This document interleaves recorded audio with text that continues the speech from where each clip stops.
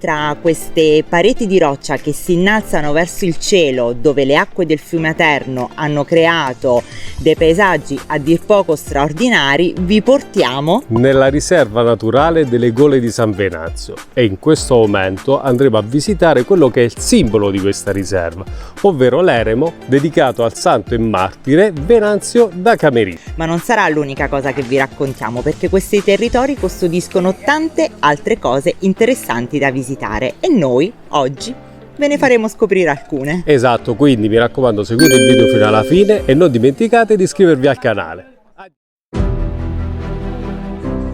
L'eremo venne costruito probabilmente intorno al 400 e sembra sfidare le leggi di gravità. È posto a circa 325 metri di altitudine, ancorato alle pareti di roccia scavate dal fiume.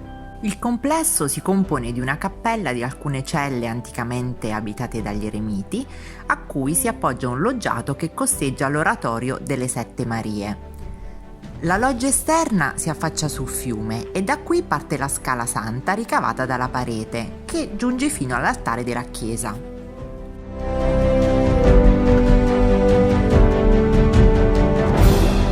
Pensate che all'interno dell'eremo sarebbero ancora presenti le impronte del corpo del santo, ritenute miracolose, ed è proprio questa credenza che è all'origine di pellegrinaggi e rituali.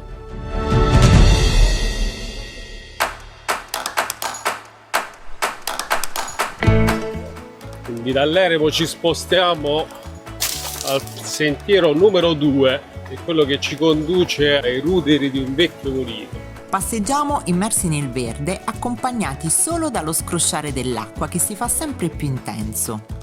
Qui all'uscita della gola l'acqua prende vigore, permettendo alle macine di girare, per questo il mulino è stato anticamente costruito in questo punto. È un prezioso elemento di archeologia industriale ed è in perfetta sintonia con l'ambiente, tanto che oggi come in passato suscita grande suggestione. Ok ragazzi, visita all'eremo terminata. Esatto. Quindi ci dirigiamo per la prossima tappa, non vi svegliamo niente, un segreto, andiamo. Durante la visita ci aveva colpito questo ponte che abbiamo deciso di venire insomma a vederlo dal vivo, quindi uscendo dal parcheggio dell'eremo abbiamo svoltato a sinistra e abbiamo raggiunto il ponte sul fiume Aterno e da qui si ha una visuale completa di quello che è stato, diciamo, il nostro percorso, perché qui ci sono i resti del mulino e invece poco più in alto vedete tra gli alberi quello lì è l'eremo di San Venanzio.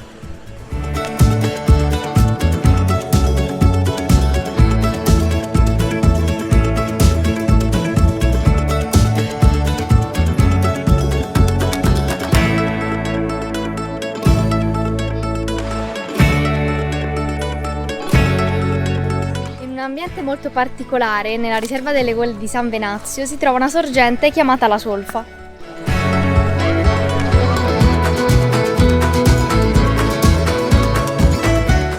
Ed è proprio in questo punto che sgorgano le acque sulfuree di Raiano, che hanno proprietà disintossicanti, diuretiche e purificanti.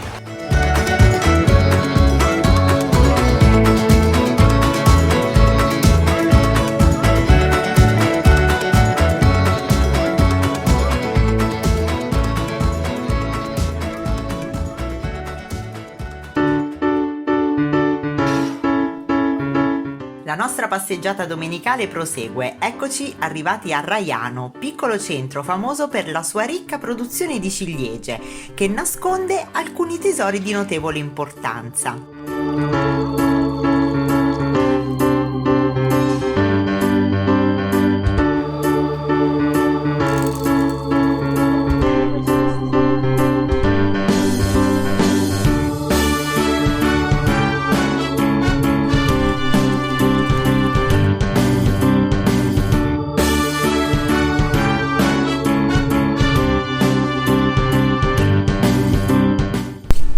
In questo palazzo Benedetto Croce, lo storico e filosofo italiano, ospitato dalla cugina Teresa, trascorreva le sue vacanze abruzzesi. Allontanandosi di poco dal centro storico e percorrendo un viale alberato si giunge alla chiesa di Sant'Onofrio e all'ex convento degli Zoccolanti e proprio qui, alle sue spalle, c'è anche il punto informativo della riserva. Avete mai sentito parlare di book crossing? La condivisione dei libri in Italia e nel mondo è oramai una realtà diffusa e Raiano vanta la propria casettina in legno. Terminata la visita al borgo, incontriamo il signor Francesco Fantasia per l'ultima tappa della giornata. È lui il proprietario dello storico museo Frantoio Fantasia che gentilmente decide di accompagnarci per una visita. Ci ha raccontato come in passato avvenivano le fasi della lavorazione dell'oliva, partendo dalla molitura fino alla spremitura e poi alla raccolta dell'olio.